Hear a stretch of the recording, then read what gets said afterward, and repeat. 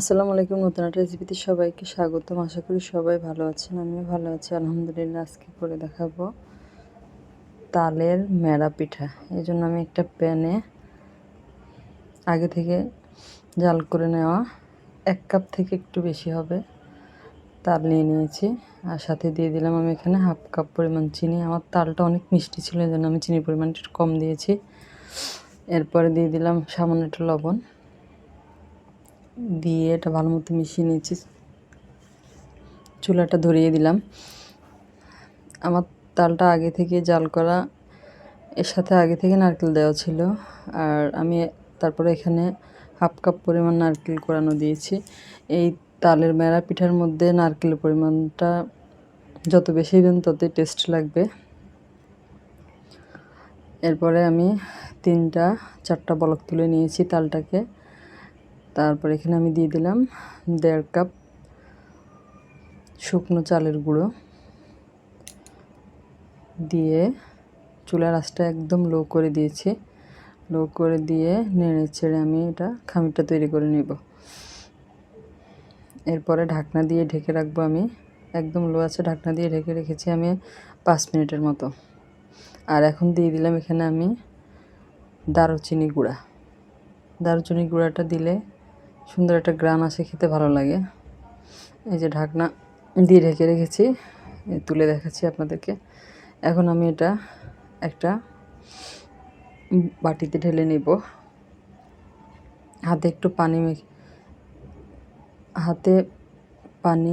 হাতটা পানির মধ্যে ভিজিয়ে তারপরে গরম অবস্থায় আমি ডোটাকে ভালো মতো মথে নেব। এখনও অনেক গরম। এই যে আমি হাতে একটু পানি লাগিয়ে তারপরে এটা ঠান্ডা হওয়ার পরে পিঠাটা আমি তৈরি করে নিচ্ছি। মেরা পিঠাটা এক একজন এক এক রকমভাবে তৈরি করে। আমি আজকে এইভাবে তৈরি করলাম, সেটা আপনাদের সাথে শেয়ার করছি।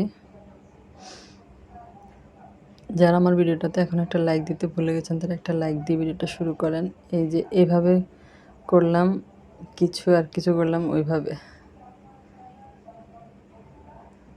চাইলে শুধু গোল করেও করা যাবে।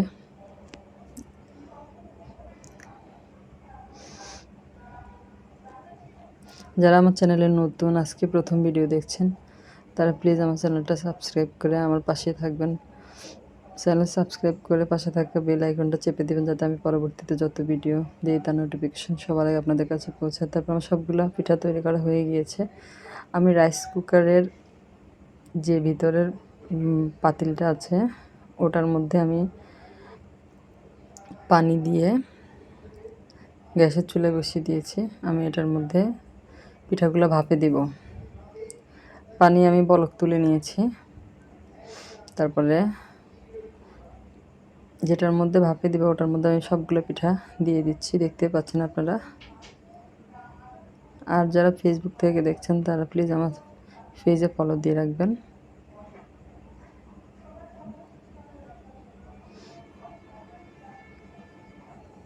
এভাবে মেরা পিঠাটা খেতে অনেক মজাই লাগে। আমরা বাসায় খেয়ে তারপরে আপনাদের সাথে ভিডিওটা শেয়ার করছি।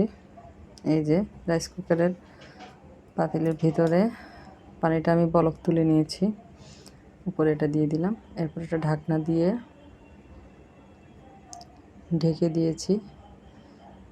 তারপরে উপরে শক্ত একটা কিছু দিয়ে চাপ দিয়ে রাখবো, যাতে ভাপটা বেরিয়ে না যায়। আমি উপরে একটা শিল নোড়া দিয়ে চাপ দিয়ে রেখেছিলাম। আমি এখানে 30-35 মিনিট আমি ভাপ দিয়ে নিয়েছি মিডিয়াম আছে। এই যে আমার পিঠাটা হয়ে গিয়েছে, অনেকটা ফুলে গিয়েছে পিঠাগুলা। একটা টুথপিক দিয়ে চেক করে নিয়েছি। এই যে আপনাদেরকে আমি ঠান্ডা করে দেখাচ্ছি যে কত সুন্দর হয়েছে পিঠাগুলা। আপনার বাসায় এভাবে তৈরি করে দেখবেন, খেতে কিন্তু অসম্ভব মজা লাগে। আজ এই পর্যন্তই। আল্লাহ হাফেজ।